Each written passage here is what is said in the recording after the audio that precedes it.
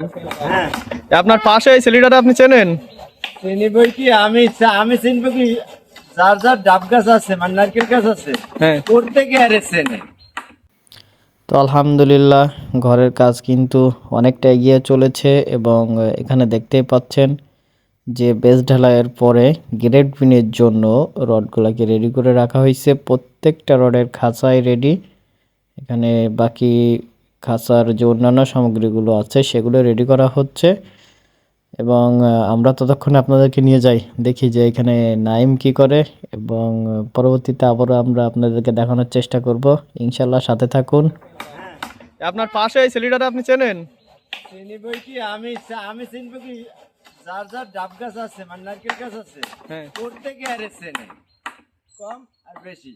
কারণ এর যন্ত্রণায় কারো গাছে কোনো নারকেল ডাব কিছু থাকে না, এর যন্ত্রণায় মানে যার যার নারকেল গাছ আছে তারা সবাই ওরা চেনে।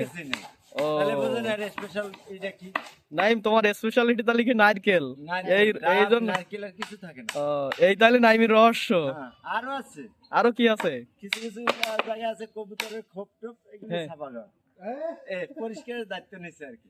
তা নাইমের তো অনেকগুলো কবুতর ছিল। নাইম, কবুতর আছে নাকি আর? ওই অন্য জায়গার তো সাফ করতে করতে নিজের আতালে তো কবে মানে সাফ করে ফেলছে। নাইমের তো অনেকগুলো কবুতর ছিল। হ্যাঁ, এখন নাইম শুধু পুষ্ট হচ্ছে ওই যে কবুতর, পুরুষ কবুতর।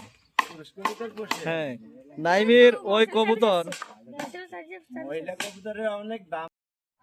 একটু বাদে আমরা নাইমের কাছে ফিরে যাব, তার আগে আপনাদেরকে একটু দেখিয়ে নিই যে এইখানে আমাদের এই ইটগুলো রাখা হয়েছে। এখানে এই ইটগুলোকে সব ভেঙে খোয়া করা হবে। এগুলো হচ্ছে ঘরের বেস ঢালাইয়ের জন্য যে ইটগুলো কেনা হয়েছে সেইগুলো এইভাবে রাখা হয়েছে। এগুলো সব খোয়া করে তারপর হচ্ছে বেস ঢালাই শুরু হবে এবং দেখতে পাচ্ছেন এইখানে যে এখানে আমরা আগে যেগুলো ভাঙছিলাম সেগুলো প্রায় শেষ। এই জন্য আমরা নিয়ে আসছি, বেস ঢালাইয়ের জন্য খোয়া প্রয়োজন হবে, তার জন্য এই ইটগুলোকে এখানে রাখা হয়েছে।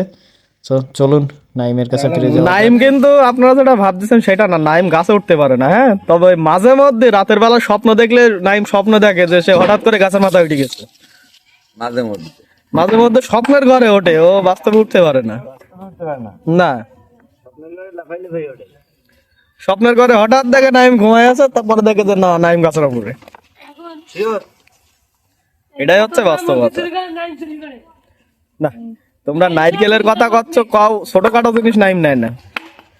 কি নাইম? কতটা খাইবো আমাকে ভাত বুড়ি মানে খাওয়াবো রাত্রি দিনে বুঝলি তাড়াতাড়ি বললে আমার দোষ নিয়ে যেতে করো নাইম তোমাদের সবাই নারকেল খাওয়াবে, কিন্তু কেউ যদি দা চাইলে মারে সে দোষ কিন্তু নাইমের না, তাই তো নাইম? হ্যাঁ